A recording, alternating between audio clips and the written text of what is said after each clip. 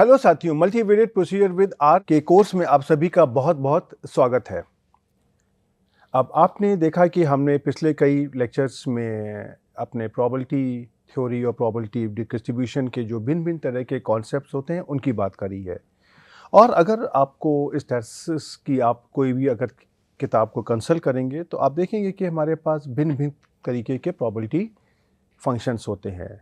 हमारे पास binomial probability mass function, Poisson distribution, normal distribution, gamma distribution, beta distribution और इस तरह के कई सारे हमारे पास प्रोबेबिलिटी फंक्शंस होते हैं जिनको हम अलग सिनेरियोज़ में अलग-अलग जगह पर आवश्यकता अनुसार इस्तेमाल करते हैं और उनके द्वारा हम अपने इवेंट्स की प्रोबेबिलिटीज़ को कैलकुलेट करते हैं।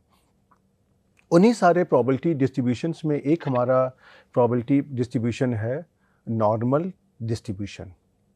यह नॉर्मल डिस्ट्रीब्यूशन हमारा जो भी स्टैटिस्टिकल इन्फरेंस के हमारे प्रोसीजर्स होते हैं उनके अंदर ये बहुत इम्पॉर्टेंट रोल प्ले करता है और बहुत से जो हमारे स्टैटिस्टिकल इन्फरेंस के प्रोसीजर्स हैं जो हमारे डेवलप करे गए हैं वो हमारे इस एजम्पशंस पर हैं कि हमारे ऑब्जर्वेशंस हैं वो हमारे नॉर्मल डिस्ट्रीब्यूशन को फॉलो करें इत्यादि। तो अपने उन स्टैटिस्टिकल इन्फरेंस के प्रोसीजर को समझने के लिए हमारे लिए ये आवश्यक है कि हम पहले ये समझें कि हमारा ये नॉर्मल डिस्ट्रीब्यूशन क्या होता है और जो हमारा नॉर्मल डिस्ट्रीब्यूशन है ये हमारा यूनिवेरिएट, बाईवेरिएट और मल्टीवेरिएट के लिए भी बहुत आसानी से एक्सटेंड हो जाता है।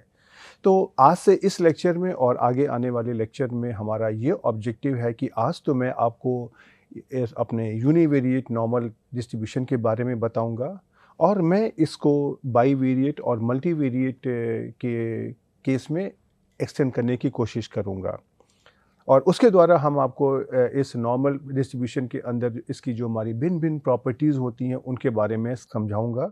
और यहाँ पे समझाने के बाद में आप जब फ्यूचर में जब हमारे बाकी लेक्चर्स आएंगे आप बहुत जगह देखोगे कि हमारे एजम्पशन होगा कि हमारे ऑब्जर्वेशन से वो एक नॉर्मल डिस्ट्रीब्यूशन से या एक मल्टीवेरिएट नॉर्मल डिस्ट्रीब्यूशन से आ रहे हैं। वहाँ पे सिर्फ मैं इतना ही लिखूँगा कि लेट x1, x2, xn जो भी हमारे हैं ये हमारे इस नॉर्मल डेंसिटी फंक्शन से आ रहे हैं और उसके अलावा साथ में उनकी जो भी प्रॉपर्टीज़ होती हैं उनका खुद ब खुद इस्तेमाल होता रहेगा। तो उन कॉन्सेप्ट को आगे समझने के लिए आज यही इम्पॉर्टेंट है कि हम अपने इस यूनिवेरिएट नॉर्मल डिस्ट्रीब्यूशन को पहले समझने की कोशिश करते हैं। तो चलिए हम इस लेक्चर में आपको अपने इस यूनिवेरिएट नॉर्मल डिस्ट्रीब्यूशन और उससे जो हमारी भिन्न-भिन्न जो प्रॉपर्टीज़ होती हैं उनको समझने की कोशिश करते हैं। तो ये जो हमारा नॉर्मल डिस्ट्रीब्यूशन होता है ये हमारा एक स्टैटिस्टिक्स में बहुत ही इम्पॉर्टेंट डिस्ट्रीब्यूशन होता है और इसको हम गाउसियन डिस्ट्रीब्यूशन भी कहते हैं, राइट। कुछ लोगों का ये ऐसा मानना होता है कि इसका जो इजाद है गाउस साहब ने किया था, कार्ल फ्रेडरिक गाउस ने किया इसलिए इसका नाम गाउसियन है, लेकिन मैं आपको बताना चाहूँगा कि गाउसियन डिस्ट्रीब्यूशन का इजाद गाउस साहब ने नहीं किया था, राइट। तो इसलिए आप इसको कभी कन्फ्यूजन में नहीं होइएगा, लेकिन हमारा मतलब यहाँ से सिर्फ खाली नाम से है कि हम इसको गाउसियन डिस्ट्रीब्यूशन भी कहते हैं और ये एक बहुत ही वाइडली यूज एजम्पशन हमारा होता है बहुत से स्टैटिस्टिकल प्रोसीजर में, जहाँ पर आप ये कहोगे कि हमारा रैंडम वेरिएबल है ये हमारा एक नॉर्मल डिस्ट्रीब्यूशन को फॉलो कर रहा है, राइट। ये हमारा एक बहुत ही कॉमन डिस्ट्रीब्यूशन आप अगर देखोगे तो होता है ये। अब तो पहला सवाल हमारा यही आता है कि ये हमारा नॉर्मल डिस्ट्रीब्यूशन का प्रोबेबिलिटी डेंसिटी फंक्शन किस फॉर्मेट का होता है और उसकी क्या क्या प्रॉपर्टीज होती हैं। तो इसकी डेफिनेशन के बारे में जब हम बात करते हैं तो हम ये कहते हैं कि एक रैंडम वेरिएबल x के बारे में कहा जाता है कि वह एक नॉर्मल डिस्ट्रीब्यूशन को फॉलो कर रहा है और जहाँ पर इसके हमारे दो पैरामीटर्स होते हैं म्यू और सिग्मा स्क्वायर। और तो ये कब कहा जाएगा जब इसका जो प्रोबेबिलिटी डेंसिटी फंक्शन है ये हमारा इस फॉर्मेट में दिया जाए जो मैंने यहाँ पे दिया हुआ है। तो सबसे पहले देखिए मैंने इसको एक स्टैंडर्ड फॉर्मेट लिखा हुआ है x और उसके आगे सेमीकोलन लगाया, उसके आगे ये पैरामीटर्स लिखे हुए हैं। तो ये जो हमारे पैरामीटर्स होते हैं ये हमारे इस प्रोबेबिलिटी डेंसिटी फंक्शन की डिफरेंट प्रॉपर्टीज़ को ये हमारे को दिखाने की कोशिश करते हैं और इसको मैंने इन जनरल हम इसको इफेक्ट लिख लेते हैं अपनी इस सुविधा के लिए। और इसका जो फॉर्मेट होता है वो हमारा इस प्रकार का होता है 1/σ√2π exponential of minus x minus mu whole square divided by twice of sigma square. और यहाँ पे एक्स की हमारी रेंज क्या होती है, माइनस इन्फिनिटी से प्लस इन्फिनिटी के बीच में, म्यू की रेंज क्या होती है, माइनस इन्फिनिटी प्लस इन्फिनिटी के बीच में, और सिग्मा स्क्वायर की क्या रेंज होती है, ये हमारा ग्रेटर देन 0 होता है। यहाँ पर एक चीज़ मैं आपको दिखाना चाहूँगा, ये जो मैंने यहाँ पे एफ एक्स लिखा है इसको कायदे से एफ ऑफ एक्स एक्स लिखना चाहिए, लेकिन हमने खाली सुविधा के लिए इसको हम एफ एक्स यहाँ पे लिख रहे हैं, क्योंकि जब मैं मुंह से बोलता हूँ एफ एक्स एक्स तो थोड़ा सा बोलने में कन्फ्यूजन होता है लोगों को कि मैं क्या बोल रहा हूँ, तो इसलिए मैं इसको यहाँ पे इन जनरल इसको हम एफ ऑफ एक्स मैंने उसको लिख दिया है। तो ये जो हमारा प्रोबेबिलिटी डेंसिटी फंक्शन होता है इसको हम ब्रीफ में इस प्रकार से लिखते हैं, x follows normal mu sigma square. तो हम जब भी ये लिखेंगे तो इसका मतलब ये है कि x का जो हमारा प्रोबेबिलिटी डेंसिटी फंक्शन हमारा इस फॉर्मेट का है, राइट। अब जो भी हमारा नॉर्मल प्रोबेबिलिटी डेंसिटी फंक्शन है, तो इसके जो हमारा एसोसिएटेड रैंडम वेरिएबल है x, इसका कुछ मीन और वेरिएंस भी होगा। x अगर हमारा नॉर्मल म्यू सिग्मा स्क्वायर को फॉलो कर रहा है, तो इसमें अगर हम अपने जो भी मैथमेटिकल टूल्स को लगाएं और उसके द्वारा अगर हम इसमें से अपने x का मीन और वेरिएंस अगर निकालने की कोशिश करें, तो ये हमारा इस प्रकार से आ जाएगा, जो एक्सपेक्टेशन वैल्यू ऑफ x अर्थात ये इसका मीन है, ये हमारा म्यू हो जाएगा, और x का जो वेरिएंस है ये हमारा सिग्मा स्क्वायर आ जाएगा। तो आप देख सकते हैं कि ये जो x में हमारे दो पैरामीटर्स हैं, मीन और सिग्मा स्क्वायर, ये हमारे इस नॉर्मल डिस्ट्रीब्यूशन को कैरेक्टराइज करते हैं। तो म्यू हमारा मीन को इंडिकेट करेगा और जो हमारा सिग्मा स्क्वायर पैरामीटर है ये हमारा वेरिएंस को इंडिकेट करेगा।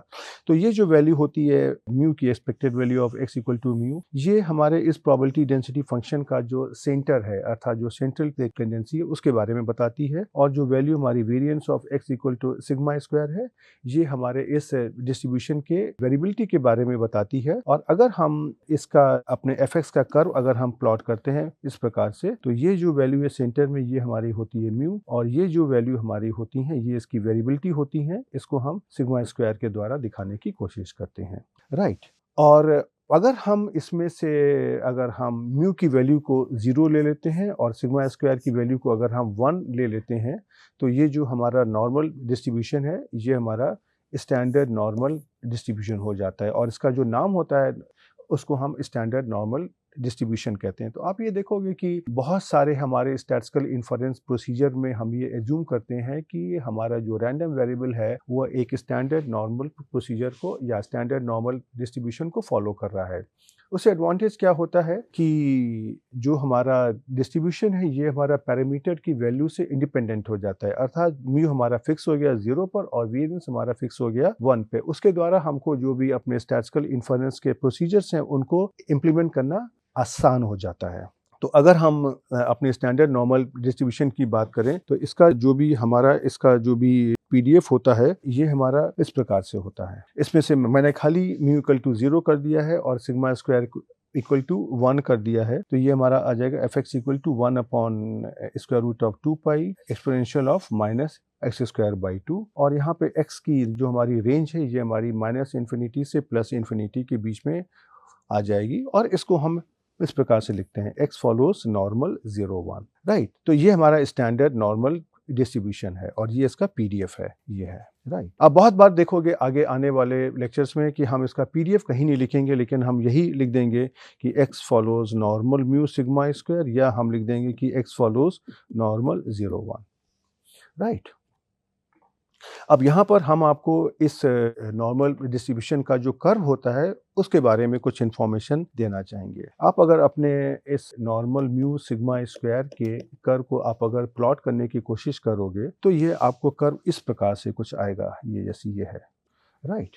तो आप ये देख सकते हो कि ये इसका नॉर्मल डेंसिटी का ये डेंसिटी कर्व है, राइट। ये हमारा सिमेट्रिक है और ये बेल शेप्ड है। बेल शेप्ड का मतलब जैसे आपने घंटा देखा है, घंटा इस तरीके का होता है, तो इस तरीके का इसका शेप है। और इस कर्व शेप में आप अगर जो इसका जो 20 की वैल्यू है यहाँ पर आप अगर देखोगे तो ये हमारी म्यू है, और इसीलिए हम जो इस कर्व का जो सेंटर है उसको हम म्यू पे मानते हैं, और हम ये कहते हैं कि यह कर्व हमारा म्यू के दोनों ओर सिमेट्रिक है, राइट। सिमेट्रिक का मतलब ये है कि अगर हम यहाँ पर ये वाली अगर हम अपनी लाइन को अगर हम ड्रॉ कर दें जो मैंने करी हुई है, तो इसके बाएं हाथ की ओर और दाएं हाथ की ओर हमारा 50% का जो एरिया है वो रहेगा, राइट। और उसके साथ में आप देखोगे कि ये जो हमारा एरिया है जो इस सेंटर लाइन के दोनों ओर जहाँ से मैं एरो दिखा रहा हूँ, ये हमारा एक्चुअली में जो वेरिएंस की वैल्यू है सिग्मा स्क्वायर उसका इंडिकेट करता है, और सिग्मा स्क्वायर की वैल्यू के द्वारा जो हमारा वेरिएशन यहाँ पे दिखाई दिया जा रहा है ये उसको इंडिकेट करता है।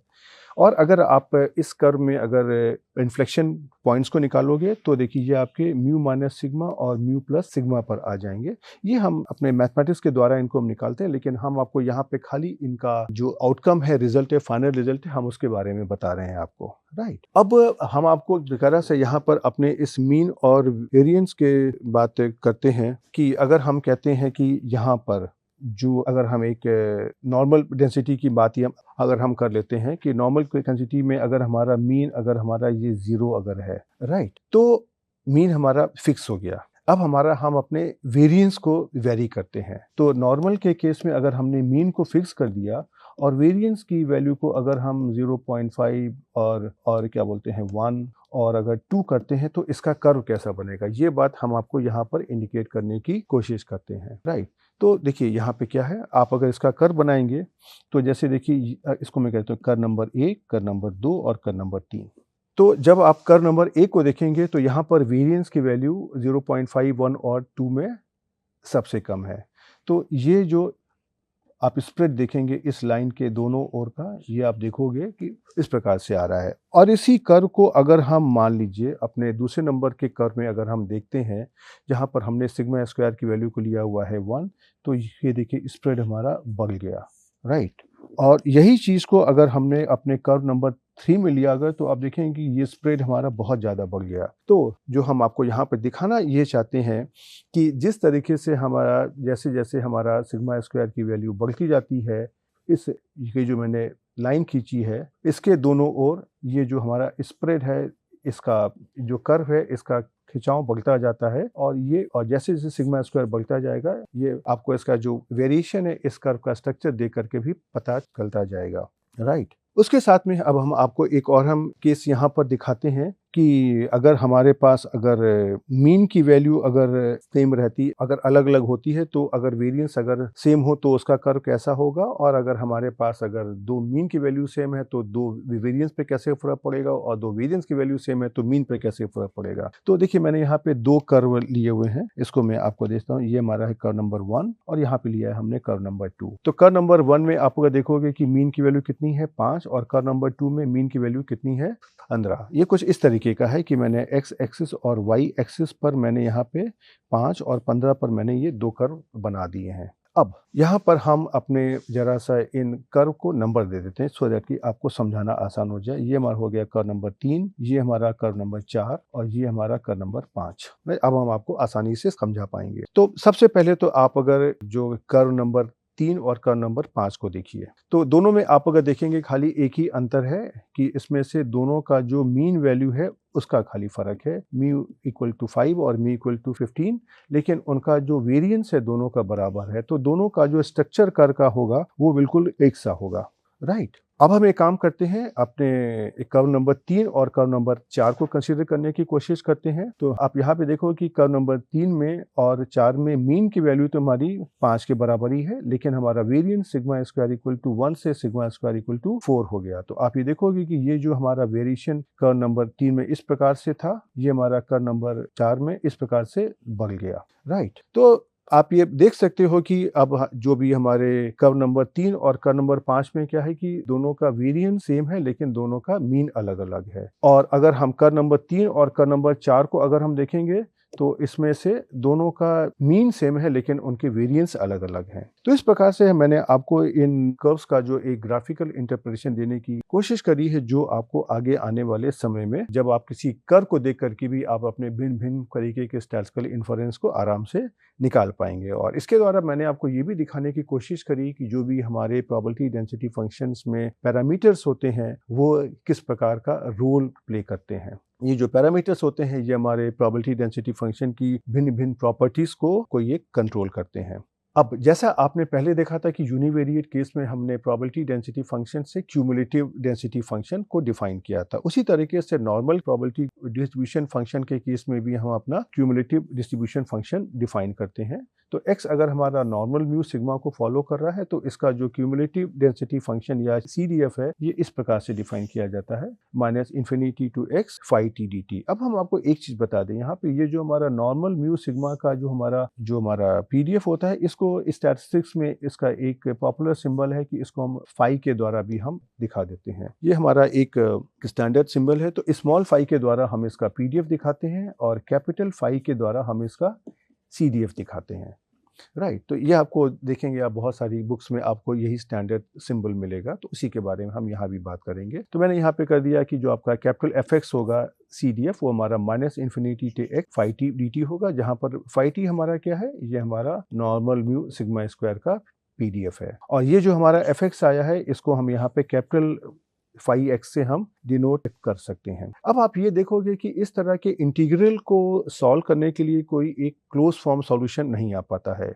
राइट। तो इस तरह के जो हमारे इंटीग्रल्स होते हैं उनको हमको म्यू और सिग्मा स्क्वायर की जो वैल्यू दी होती है उसकी बेसिस पर कंप्यूटेशनली या न्यूमेरिकली हमको उसको सॉल्व करना पड़ता है। इसीलिए आप देखोगे कि किताबों में आपको नॉर्मल डिस्ट्रीब्यूशन के जो क्यूमुलेटिव डेंसिटी फंक्शंस की टेबल्स दी जाती हैं और ये प्राय हर एक स्टैटिस्टिक्स की बुक्स में अपेंडिक्स के द्वारा उनको दे दिया जाता है कि जिसमें से अगर आपको अपने कोई भी रैंडम वेरिएबल के ऊपर अगर अपना क्यूमुलेटिव डेंसिटी फंक्शन की वैल्यू को कैलकुलेट करना है देन आप उसको वहां पर आसानी से कर सकते हैं, राइट। अब हम आपको यहाँ पे कुछ एक अपने इस नॉर्मल डिस्ट्रीब्यूशन की प्रॉपर्टीज के बारे में बता देते हैं जो आपको आगे आने वाले लेक्चर्स में या आप उसके बाद अपने भिन्न भिन्न तरीके के स्टैटिस्टिकल इन्फरेंस निकालोगे तो उसमें वहां पे आपकी सहायता करेगा।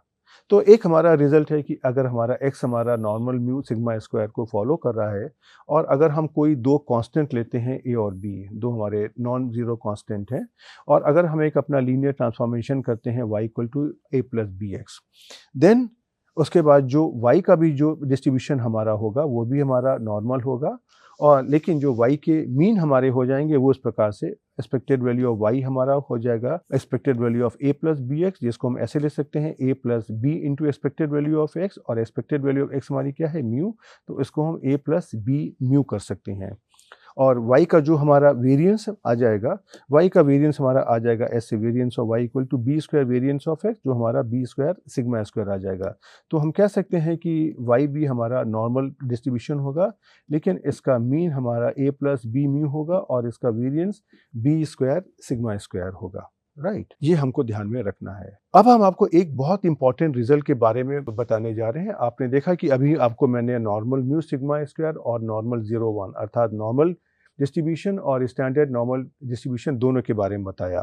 तो अगर हमको अपने नॉर्मल डिस्ट्रीब्यूशन में अगर मीन को 0 करना है और वेरिएंस को 1 करना है तो एक हमारा ट्रांसफॉर्मेशन होता है, उसके द्वारा हम इसको अचीव कर सकते हैं, राइट। हम इस रिजल्ट में उसी की बात करने वाले हैं और ये हमारा बहुत ही इंपॉर्टेंट रिजल्ट होता है और बहुत ही उपयोगी रिजल्ट होता है जो आप आगे आने वाले लेक्चर्स में देखेंगे। अगर हम ये कहते हैं कि x हमारा एक रैंडम वेरिएबल है जो हमारा नॉर्मल म्यू सिग्मा स्क्वायर को फॉलो कर रहा है, अगर हम x का एक अगर हम ट्रांसफॉर्मेशन लगा दें जैसे z is equal to x minus mu divided by sigma, अर्थात जो भी हमारा x है इसको मैंने मीन से सबट्रैक्ट किया और इसको स्टैंडर्ड डिवीजन से भाग दे दिया, डिवाइड कर दिया, तो इसमें से जो भी हमारा z का डिस्ट्रीब्यूशन आएगा वो हमारा नॉर्मल 0 1 हो जाएगा। और अगर आप इसको अगर देखना भी चाहो तो आपने अभी जो ये वाला रिजल्ट लिया है इसकी बेसिस पर आप आराम से निकाल सकते हो एक्सपेक्टेड वैल्यू ऑफ z हमारा क्या हो जाएगा expected value of x minus mu upon sigma.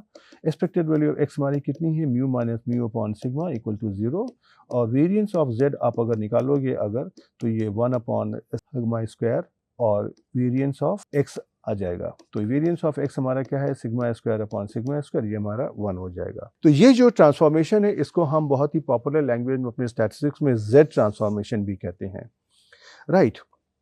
और इससे हमको एडवांटेज क्या होता है कि अगर मुझको किसी भी वैल्यूज़ की अगर प्रॉपर्टीज़ निकालनी है और अगर वहाँ पे म्यू और सिग्मा स्क्वायर की वैल्यू अगर 0 1 नहीं अगर है तो हम अपने उस रैंडम वेरिएबल को ट्रांसफॉर्म कर सकते हैं। हम उस प्रॉपर्टी को नॉर्मल 0 1 के लिए निकाल सकते हैं और उसको फिर हम बाद में अपने नॉर्मल म्यू सिग्मा स्क्वायर के लिए ट्रांसलेट कर सकते हैं। और एक खास बात यह है कि नॉर्मल 0 1 की प्रॉपर्टी को कंप्यूट करने के लिए हमारे पास टेबल्स अवेलेबल हैं, तो हम टेबल के द्वारा हम इन प्रोबेबिलिटीज़ को बहुत ही आसानी से निकाल सकते हैं। तो ये जो रिज़ल्ट यहाँ बताया है, ये आपको भिन्न-भिन्न तरह की नॉर्मल प्रोबेबिलिटीज़ को कंप्यूट करने में आपकी सहायता करेगा। अब इस स्लाइड में हम आपको अपने इस नॉर्मल डिस्ट्रीब्यूशन का जो क्यूमुलेटिव डेंसिटी फंक्शन होता है, उसके संबंधित कुछ हम आपको इम्पॉर्टेंट रिजल्ट बताना चाहेंगे। तो अगर हमारे पास x अगर कोई नॉर्मल म्यू सिग्मा स्क्वायर को फॉलो कर रहा है, तो आपने देखा है कि स्मॉल फाई के द्वारा हम इसका PDF और कैपिटल फाई के द्वारा हम इसका CDF दिखाने की कोशिश करते हैं। तो अगर हम अगर हम वेरिएबल ले लेते हैं z, तो अगर हम स्मॉल z पर अगर हमको उसका CDF निकालना अगर है, तो उसको हम कैसे डिनोट करेंगे? Capital phi z is equal to minus infinity to z और फाई t dt, राइट। अब यहाँ पर हम आपको यहाँ पे 3 रिजल्ट ये दिखाने की कोशिश कर रहे हैं, बल्कि रादर 2 रिजल्ट ही हैं। कि एक में हम दिखा रहे हैं कि phi of minus z is equal to 1 minus phi of z, और इसी को अगर हम ऐसे भी लिखना चाहते हैं तो phi of minus z plus phi of z ये हमारा 1 के बराबर आ जाएगा। और अगला रिजल्ट हमारा है कि फाई ऑफ 0 हमारा 1/2 के बराबर होता है। अब इनका इंटरप्रिटेशन क्या है, इसको जरा सा हम अपने इस ग्राफ के द्वारा समझने की कोशिश करते हैं। तो ये मैंने यहाँ पर जो भी नॉर्मल 0 1 का जो PDF होता है, उसको मैंने यहाँ पर प्लॉट किया हुआ है, और इसके द्वारा हम आपको यहाँ पर इस कैपिटल फाई z के बारे में जो भी इंफॉर्मेशन है उसको देने की कोशिश करेंगे। तो अब अगर आप समझिए, इस कर्व में मैं आपको दिखाता हूँ कि सबसे पहले तो ये फाई ऑफ माइनस z क्या होगा। तो यहाँ पर आपका है माइनस इन्फिनिटी और यहाँ पर आपका है प्लस इन्फिनिटी। तो फाई ऑफ माइनस z आपका क्या होगा? Minus infinity to minus z phi t dt, right. तो अब अगर हम माइनस इन्फिनिटी से माइनस z हमारा ये है, अगर हम आने की कोशिश करेंगे तो बेसिकली ये जो हमारा एरिया है, ये हमारा फाई ऑफ माइनस z के बराबर होगा, राइट। अब आप अगर ऐसे समझिए कि ये हमारा प्रोबेबिलिटी डेंसिटी फंक्शन है, ये पूरा तो इसका जो हमारा टोटल एरिया हमारा कितना होगा? ये हमारा होगा 1। अब आप अगर यहाँ पे दूसरी ओर आप अगर अपना फाई ऑफ z को अगर निकालने की कोशिश करिए अगर, तो फाई ऑफ z आपका कितना होगा? ये आपका माइनस इन्फिनिटी टू z और फाई t dt होगा। तो अगर आप इसको निकालने की कोशिश करिए तो ये हमारा हो गया प्लस z। तो माइनस इन्फिनिटी से यहाँ तक का ये जो पूरा एरिया है, ये आपका जो मैंने पर्पल कलर में किया है, ये आपका कैपिटल फाई z हो गया, राइट। और आप अगर इसके साथ में आप अगर ये भी ध्यान अगर देने की कोशिश करिए कि ये आपका सिमेट्रिक कर्व होता है। तो जो एरिया आपका माइनस इन्फिनिटी और से लेकर के माइनस z के बीच में है, ये वाला एरिया, यही एरिया तो आपका z और इन्फिनिटी के बीच का भी होगा। इसलिए आप इस टोटल एरिया को फाई ऑफ माइनस z को आप 1 माइनस फाई z के फॉर्म में भी बहुत आराम से लिख सकते हैं, राइट। यही मैंने आपको ये जो रिजल्ट है इसको मैंने आपको ग्राफिकली दिखाने की कोशिश करी है। अब मैं आपको यहाँ पर जो हमारी तीसरी प्रॉपर्टी है phi of 0 is equal to 1/2, इसको दिखाता हूँ। तो ये देखिए फाई ऑफ 0 आपका क्या है? फाई ऑफ 0 हमारा क्या है? माइनस इन्फिनिटी से 0 फाई t dt, अर्थात ये माइनस इन्फिनिटी से लेकर के 0, ये एरिया जो हमारा पूरा एरिया है, ये हमारा फाई 0 है। तो आपको ये पता है कि नॉर्मल डिस्ट्रीब्यूशन कर्व मैंने आपको पहले बताया था कि ये सिमेट्रिक कर्व होता है। सिमेट्रिक कर्व में अगर हम इस कर्व को बताएं तो म्यू इक्वल टू, ये आपकी वैल्यू है म्यू, इसके दोनों और ये जो एरिया है और ये जो एरिया है, इसके बाएं और दाएं साइड में दोनों बराबर होगा। तो चूंकि टोटल एरिया हमारा 1 के बराबर होता है, तो आधा एरिया हमारा 1/2 के बराबर हो जाएगा। यही मैंने इस कर्व के द्वारा आपको यहाँ पर दिखाने की कोशिश करी है, राइट। अब एक खास बात क्या है कि पहला सवाल आता है कि क्यों हम नॉर्मल 0 1 के CDF में इंटरेस्टेड होते हैं। तो नॉर्मल CDF में इसलिए हम इंटरेस्टेड होते हैं क्योंकि आज के ज़माने में तो हमारे पास कंप्यूटर्स आ गए हैं, सॉफ्टवेयर आ गए हैं, और हम भिन्न प्रकार की वैल्यूज़ को आराम से कैलकुलेट कर सकते हैं। लेकिन पहले के समय में जब हमारे पास इस तरह की सुविधा नहीं थी, तो हमारे साइंटिस्ट ने और स्टैटिस्टिशियंस ने जो भी हमारे CDF की वैल्यूज़ होती हैं उनको टेबुलेट कर दिया था, उनको एक टेबल के फॉर्म में कर दिया था, जिनको हमने अलग अलग तरीके से इस्तेमाल किया था। तो इसीलिए हम यहाँ पर आपको ये बताना चाह रहे हैं कि नॉर्मल 0 1 के केस में हमारे पास टेबल्स अवेलेबल होती हैं, राइट। और उसमें से स्मॉल z की भिन्न भिन्न वैल्यूज़ को लेते हुए हमने इस फाई z की वैल्यूज़ को यहाँ पर कंप्यूट कर दिया है। और इसको हम अपने R सॉफ्टवेयर के अंदर भी बहुत आसानी से कंप्यूट कर सकते हैं, लेकिन जो हमने टेबल का स्ट्रक्चर आप अगर किसी बुक में देखेंगे तो इस तरीके का दिया हुआ है कि यहाँ पर z की वैल्यू दी होती है, यहाँ पे आपको डिफरेंट लेवल ऑफ सिग्निफिकेंस दिए होते हैं और ये आपको एरिया दिए होते हैं। तो राइट, तो आपको ये देखना पड़ता है कि टेबल किस प्रकार की है। उन्होंने वैल्यूज़ को 0 से कैलकुलेट किया है कि उन्होंने 0 वैल्यूज़ को माइनस इन्फिनिटी से कैलकुलेट किया है। तो अगर आप ये देखोगे यहाँ पे दिया हुआ है 0 पर इसकी वैल्यू कितनी है 0.5, तो इसका मतलब ये है कि ये जो वैल्यूज़ इन्होंने माइनस इन्फिनिटी से 0 के बीच में ली हुई है। ये आपको सावधानी बरतना पड़ेगा जब आप टेबल की बात कर रहेंगे। और अगर हम इसको कर्व के द्वारा अगर समझने की कोशिश करें अगर हम, तो अगर ये हमारा एक अगर नॉर्मल 0-1 का कर्व अगर है तो यहाँ पे कहीं हमारा माइनस इन्फिनिटी है, यहाँ पे हमारा 0 है, और सपोज हमको 1.5 पर कोई वैल्यू निकालनी है तो ये 1.5 की वैल्यू हमारी यहाँ पे आ जाएगी। तो जो फाई ऑफ 1.5 हमारा कितना होगा, minus infinity to 1.5 phi t d t, right. तो ये हमारा एरिया कितना हो गया, माइनस इन्फिनिटी से लेकर के यहाँ तक का जो भी हमारा एरिया है ये हमारा CDF की वैल्यू हो गई, जिसको हम कैपिटल फाई 1.5 के द्वारा दिखा सकते हैं, राइट। तो ये हमारा इसका एडवांटेज होता है। ओके, अब हम आपने अक्सर एक बहुत ही पॉपुलर स्टेटमेंट है 3 sigma limit, 2 sigma limit, 1 sigma limit इत्यादि, उनके बारे में सुना भी होगा और इनको हम क्वालिटी कंट्रोल में खास तौर पे बहुत ही फ्रीक्वेंटली इस्तेमाल करते हैं। तो उसी के बारे में हम आपको बताते हैं कि ये क्या चीज़ें होती हैं, राइट। तो देखिए ये जो मैंने कर्व बनाया हुआ है ये हमारा नॉर्मल म्यू सिग्मा स्क्वायर का कर्व है। तो यहाँ पे देखिए ये वैल्यू हमारी है म्यू। अब हम एक काम करते हैं कि इस वैल्यू म्यू के बाएं और दाएं हाथ पर जहां भी हमारा म्यू माइनस सिग्मा और म्यू प्लस सिग्मा की वैल्यू है उसको हम प्लॉट करते हैं। तो हम ये पाएंगे कि ये जो हमारा एरिया है जो हमारा डार्क ग्रीन कलर में है ये हमारा 68% होता है। और उसी तरीके से अगर हम अपने इस कर्व में अगर हम थोड़ा सा आगे बढ़ते हैं और म्यू माइनस 2 सिग्मा और म्यू प्लस 2 सिग्मा की अगर हम वैल्यूज लेते हैं तो ये जो हमारा एरिया हमारा होगा ये हमारा 95% के आसपास होगा, 95% होगा। और अगर हम इसी चीज़ को आगे बढ़ाते हैं अगर हम म्यू माइनस 3 सिग्मा का पॉइंट लेते हैं और ये म्यू प्लस 3 सिग्मा का पॉइंट लेते हैं तो यहाँ तक का जो भी हमारा एरिया होगा ये हमारा 99.7% होगा। इस तरीके के जो हमारे रिजल्ट हैं उनको हम अलग अलग तरीके के जगह पर इस्तेमाल करते हैं, लेकिन मेरा ऑब्जेक्टिव यहाँ पे ये था कि जब भी हम नॉर्मल म्यू सिग्मा स्क्वायर की बात करेंगे तो म्यू प्लस माइनस सिग्मा के बीच का जो एरिया हमारा 68%, राइट, और म्यू प्लस माइनस 2 सिग्मा का जो एरिया है ये हमारा 95% और म्यू प्लस माइनस 3 सिग्मा का जो एरिया हमारा है ये हमारा 99.7% होगा, राइट। ओके, अब हम आपको इसी ग्राफिक के द्वारा इन भिन्न भिन्न प्रोबेबिलिटीज़ को कंप्यूट करने का भी अलग अलग जो तरीके हैं उनको हम दिखाने की कोशिश करते हैं कि प्रोबेबिलिटीज़ हमारे कर्व में किस एरिया को दिखाती हैं, राइट। तो हमने यहाँ पे कई सारे उदाहरण लिए हुए हैं। तो जैसे अगर हम कहें कि probability of z less than minus a equal to alpha, ये अगर हम ये दिखाना चाहते हैं इसका मतलब ये है कि हमारा रैंडम वेरिएबल है z और उसमें से मैंने एक वैल्यू ली हुई है माइनस a और इसका जो एरिया है अर्थात probability z less than minus a है ये हमारा अल्फा है, तो ये हमारा एरिया की वैल्यू है। तो अगर हम इसको अपने ग्राफ पे समझना चाहें तो कुछ इस तरह की पिक्चर बनेगी, जैसे यहाँ पर आप देखिए। तो ये हमारा है माइनस a, तो और ये जो हमारा एरिया जो मैंने हरे रंग से दिखाया है ये हमारा अल्फा है।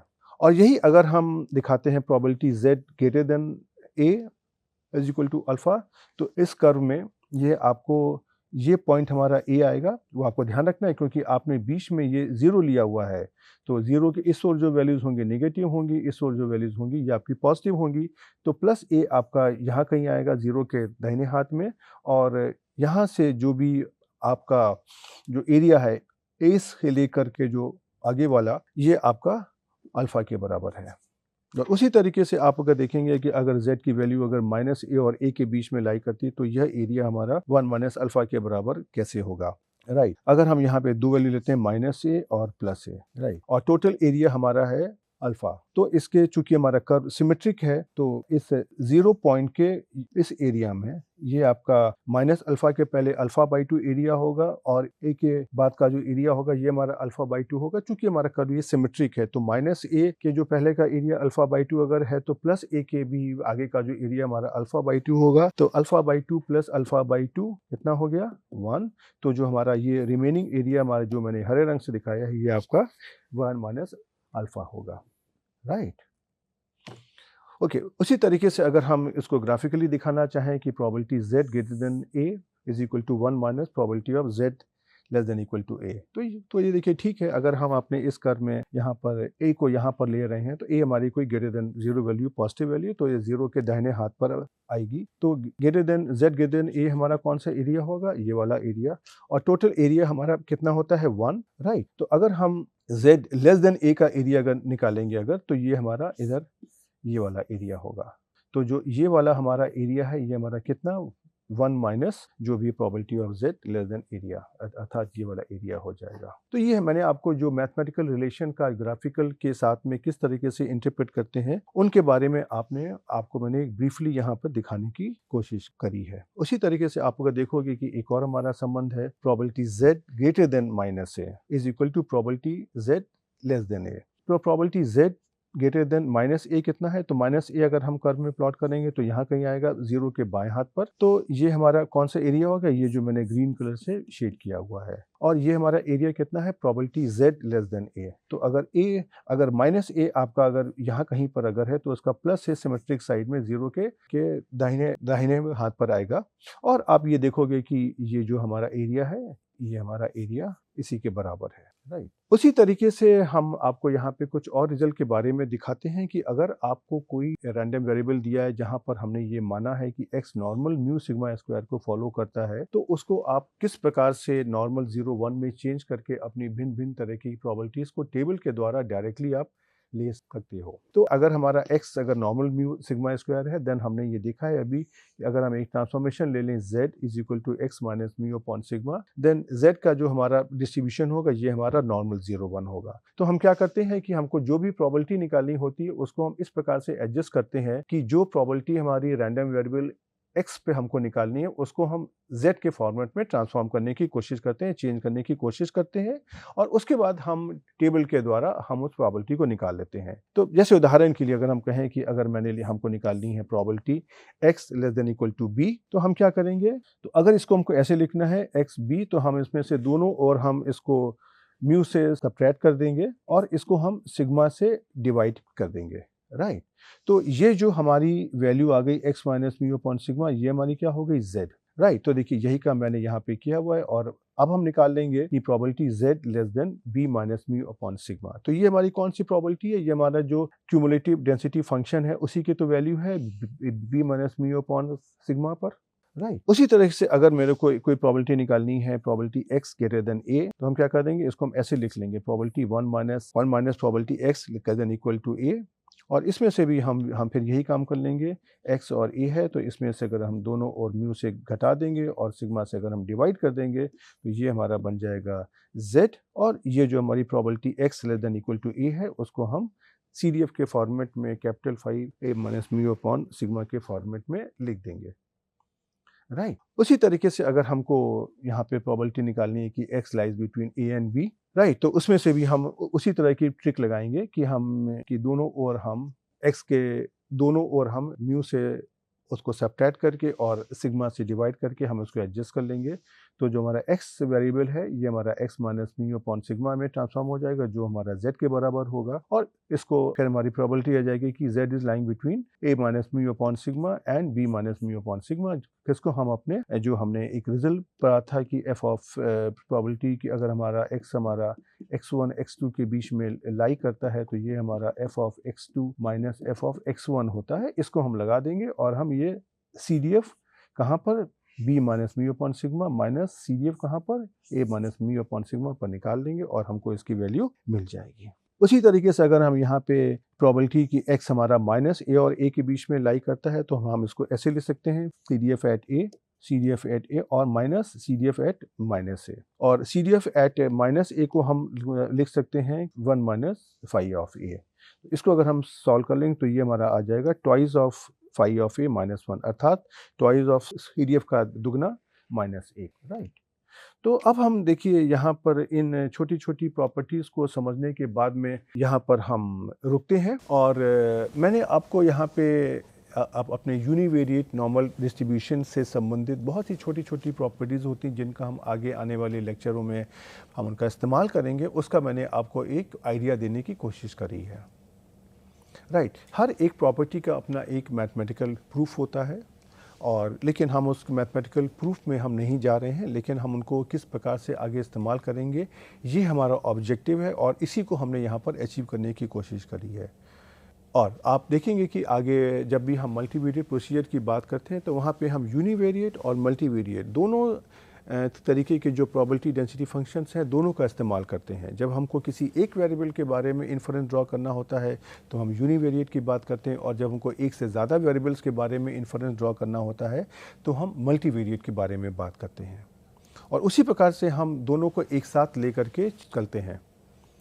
तो यहाँ पर आज के इस लेक्चर में ये इम्पॉर्टेंट है कि मैंने आपको नॉर्मल डिस्ट्रीब्यूशन के बारे में बताया। आप उसके बाद रिवाइज ज़रूर करिए, और जो उसकी इम्पॉर्टेंट प्रॉपर्टीज़ हैं उनको एक बार समझने की कोशिश करिए कि वो क्या बताने की कोशिश कर रही हैं। साथ ही मैंने आपको मैथमेटिकल प्रॉपर्टीज़ का ग्राफिकल के साथ में किस तरीके से कनेक्शन होता है ये भी दिखाने की कोशिश करी है।